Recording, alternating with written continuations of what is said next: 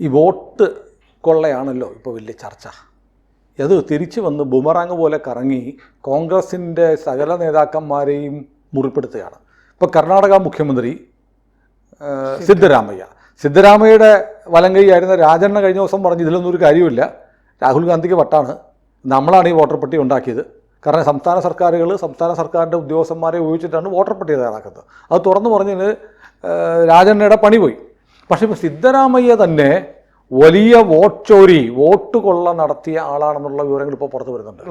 നമുക്ക് അതിൻ്റെ വിശദാംശങ്ങൾ പ്രേക്ഷകരോട് പറയാം. അതായത് 2018 അദ്ദേഹം 2 മണ്ഡലങ്ങളിൽ നിന്ന് മത്സരിച്ചു. 2 മണ്ഡലങ്ങളിലും മത്സരിച്ചു. മുഖ്യമന്ത്രിയാകണം എന്ന് നേരത്തെ തീരുമാനിച്ചാണല്ലോ. അപ്പൊ 2 മണ്ഡലത്തിൽ മത്സരിക്കണം. ഏതെങ്കിലും ഒരെണ്ണം പോയാൽ അടുത്തത് വേണം. അപ്പൊ 2018 ബദാമി മണ്ഡലം, ഈ ബദാമി മണ്ഡലത്തില് സിദ്ധരാമയ്യയുടെ മൊത്തം തെരഞ്ഞെടുപ്പ് മേൽനോട്ടം വഹിച്ചിരുന്നത്, തെരഞ്ഞെടുപ്പ് മാനേജർ എന്ന് പറയാം, CM ഇബ്രാഹിം, കേന്ദ്രമന്ത്രിയൊക്കെ കാസർഗോഡ് ബന്ധമുള്ള CM ഇബ്രാഹിം ആയിരുന്നു അതിൻ്റെ ചാർജുള്ള ആള്. CM ഇബ്രാഹിം കഴിഞ്ഞ ദിവസം പറഞ്ഞിരിക്കുകയാണ്, അന്ന് ബദാമിയിൽ ഞങ്ങൾ വോട്ട് വാങ്ങിച്ചു, BB ചിമ്മൻകട്ടി എന്ന് പറഞ്ഞ മുതിർന്ന നേതാവിൻ്റെ കൂടെ ആണ് 3000 വോട്ട് സിദ്ധരാമയ്യക്ക് വേണ്ടി വാങ്ങിയത്, കാശ് കൊടുത്ത് വാങ്ങിയത്. ഇത് അങ്ങനെ തലനാരിഴക്കാണ് സിദ്ധരാമയ്യ രക്ഷപ്പെട്ടത്. ഇത് CM ഇബ്രാഹിം കഴിഞ്ഞ ദിവസം വെളിപ്പെടുത്തി. അതായത് അന്ന് 1696 വോട്ടിനാണ് സിദ്ധരാമയ്യ ബദാമിയിൽ ജയിച്ചത്. അപ്പം ഈ വാങ്ങിച്ച 3000 വോട്ടിന്റെ എഫക്റ്റാണ്. അതെ, പകുതിയും വാങ്ങിച്ചതാണ്. കാരണം മറ്റേ ശ്രീരാമുലു എന്ന് പറഞ്ഞിട്ട് ശ്രീരാമുലു എന്ന് പറഞ്ഞിട്ടൊരു വലിയ നേതാവ് ഉണ്ടായിരുന്നല്ലോ അവിടെ BJPക്ക്, ബദാമിയുടെ ഒക്കെ ചക്രവർത്തി എന്ന് പറയാവുന്ന വിധത്തിൽ. അദ്ദേഹം നേരത്തെ MP ഒക്കെ ആയിരുന്നു. ഈ ശ്രീരാമുലു ആയിരുന്നു എതിർ സ്ഥാനാർത്ഥി.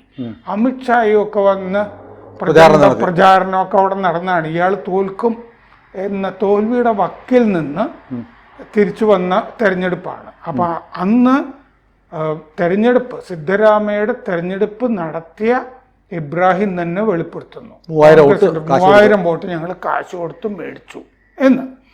അപ്പൊ BJPയുടെ രാജ്യസഭയിലെ MP ലഹർ സിംഗ് സിരോയ ഇപ്പൊ തെരഞ്ഞെടുപ്പ് കമ്മീഷന് കത്തെഴുതി കഴിഞ്ഞ ദിവസം. ബദാമി മണ്ഡലം ബാഗൽകോട്ട് ജില്ലയിലാണ്.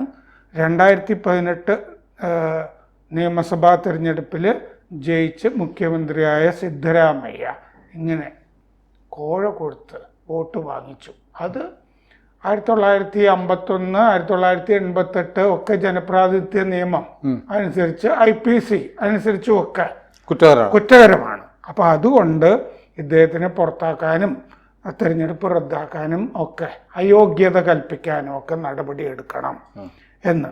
ഇത് സിദ്ധരാമയ്യയുടെ വലിയ സുഹൃത്തുമാണ് ഈ ഇബ്രാഹിം. ഇപ്പം ഇവർ തെറ്റിയിട്ടുണ്ടോ എന്ന് നമുക്കറിയില്ല. രാജണ്ണയും സുഹൃത്തായിരുന്നല്ലോ സിദ്ധരാമയ്യയുടെ. അപ്പോൾ ആ കത്തിൽ സിരോയ പറഞ്ഞിരിക്കുന്നത് ബദാമിയിൽ പണം കൊടുത്ത് വോട്ട് വാങ്ങി മുതിർന്ന നേതാക്കൾ എന്നാണ് വെളിപ്പെടുത്തൽ.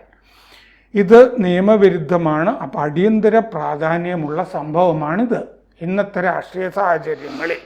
അതുകൊണ്ട് ഇതിനെതിരെ അടിയന്തര നടപടി ഉണ്ടാവണം.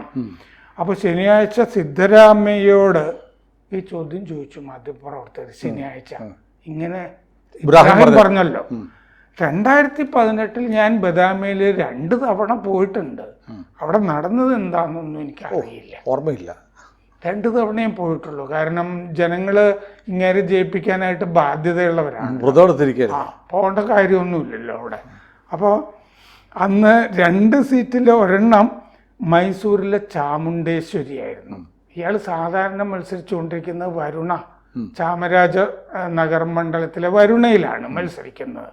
വരുണ ഇയാൾ മകന് വേണ്ടി മാറ്റിവെച്ചു. അങ്ങനെയാണ് ഈ ചാമുണ്ടേശ്വരിയിലും ബദാമിയിലും മത്സരിക്കുന്നത്. അപ്പോൾ 2008 മുതൽ വരുണയിലാണ് ഇയാൾ മത്സരിച്ചു കൊണ്ടിരുന്നത്.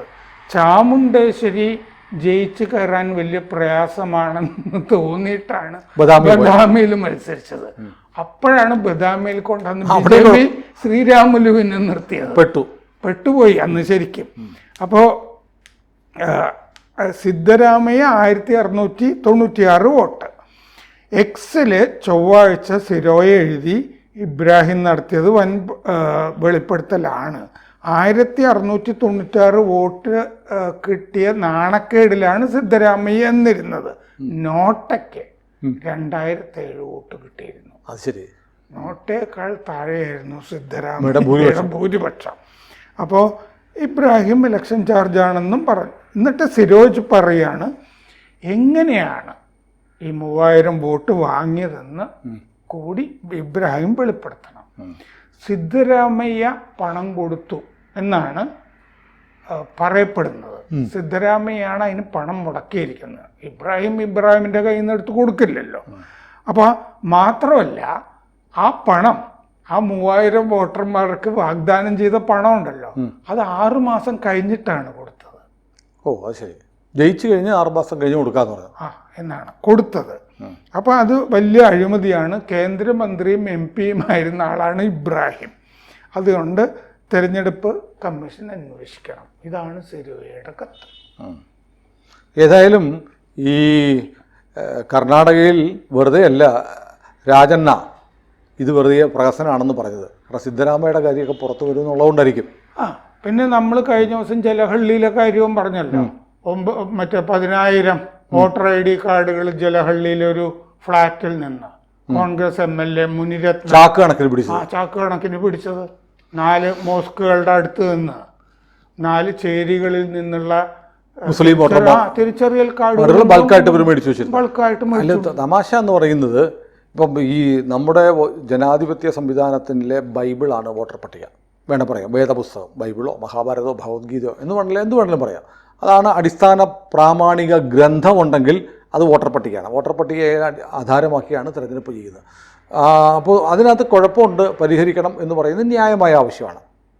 അതിനുള്ള പ്രവർത്തനമാണ് ബീഹാറിൽ നടക്കുന്നത്. സുപ്രീം കോടതിയും പറഞ്ഞു വോട്ടർ പട്ടിക ശരിയാക്കണം. ശരി, വോട്ടർ പട്ടിക ശരിയാക്കുമ്പോൾ ബീഹാറിൽ ശരിയാക്കാൻ പറ്റത്തില്ല, ഉള്ളത് തന്നെ വെച്ച് ആധാർ കാർഡ് പ്രധാനപ്പെട്ട രേഖയല്ലെന്നും അത് ആധാർ കാർഡിൽ തന്നെ പറഞ്ഞിട്ടുണ്ട്. ഇത് പൗരത്വം തെളിയിക്കുന്ന രേഖയല്ല, ആധാർ കാർഡിൽ തന്നെ പറഞ്ഞിട്ടുണ്ട്. അല്ല, ഞാൻ പറയുന്നത് സത്യത്തിൽ മാധ്യമങ്ങൾ ഇപ്പോൾ ഉയർത്തിപ്പിടിക്കുന്ന നിലപാട്, കേരളത്തിലെ മാധ്യമങ്ങൾ, ഞാൻ ഇന്ത്യൻ മാധ്യമങ്ങളുടെ കാര്യമല്ല, അവർ ഉയർത്തിപ്പിടിക്കുന്നത് ശരിക്കും വോട്ടർ പട്ടികയിൽ കുഴപ്പങ്ങളുണ്ടെങ്കിൽ അത് പരിഹരിക്കാൻ എന്താണ് വേണ്ടത്. ഇപ്പം നമ്മൾ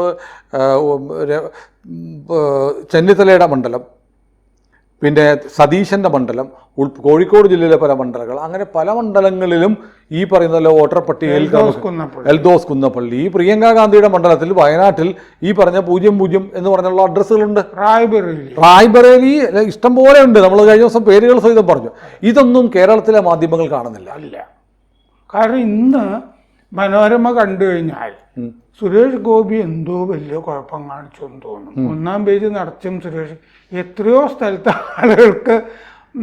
പിന്നെ ആ ശാന്തിഗിരിയിലെ ആശ്രമത്തിന് 244 വോട്ട് കരുണാകര ഗുരുവാണ് അച്ഛൻ എന്ന് രേഖപ്പെടുത്തിയിട്ടുണ്ട്. VT ബൽറാം ഒരു സ്വാമിജിക്കെതിരെ, UP സ്വാമിജിക്കെതിരെ വളരെ മോശമായിട്ട് ആക്ഷേപിച്ചു.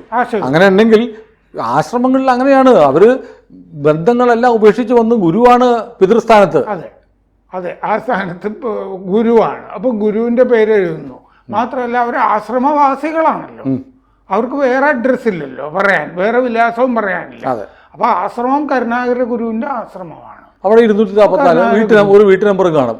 അവിടെ 244 വോട്ടർമാർ എന്ന് പറഞ്ഞാൽ അത് വ്യാജമായ നറേറ്റീവുകൾ ഉണ്ടാക്കിക്കൊണ്ട് രാജ്യത്ത് കലാപം ഉണ്ടാക്കാൻ ശ്രമിക്കുകയാണ് മലയാളത്തിലെ മാധ്യമങ്ങൾ. ഇതിൻ്റെ കൂടെ 10-20 പേര് ഒപ്പിട്ട് ഏത് സാഹിത്യകാരന്മാര്, സാംസ്കാരിക പ്രവർത്തകർ പ്രസ്താവന എന്താ ഇതുവരെ കൽപ്പറ്റ ബാലകൃഷ്ണൻ, KG ശങ്കരപ്പിള്ള, അശോകൻ ചെരുവിൽ ഉണ്ടോ? അശോകൻ ചെരുവിലില്ല. ഇങ്ങനെ കുറെ കോൺഗ്രസ് ചായവുള്ള ആളുകൾ അശോകൻ ചെരുവിലൊന്നും വരാൻ സാധ്യതയില്ല, അതിൽ വരില്ല. അപ്പൊ KG ശങ്കരപ്പിള്ള. പക്ഷെ അതിൽ ഞാൻ ഒട്ടും പ്രതീക്ഷിക്കാത്തൊരു പേരുണ്ട്, ജോയ് മാത്യു. ജോയ് മാത്യു ഇന്നലെയും ഒരു ഫേസ്ബുക്കിൽ എന്തോ കുത്തിക്കുറിച്ചിട്ടുണ്ടായിരുന്നു. ജോയി മാത്യു ഇത് മനസ്സിലായിട്ടില്ല എന്നോ കാര്യം മനസ്സിലായിട്ടില്ല.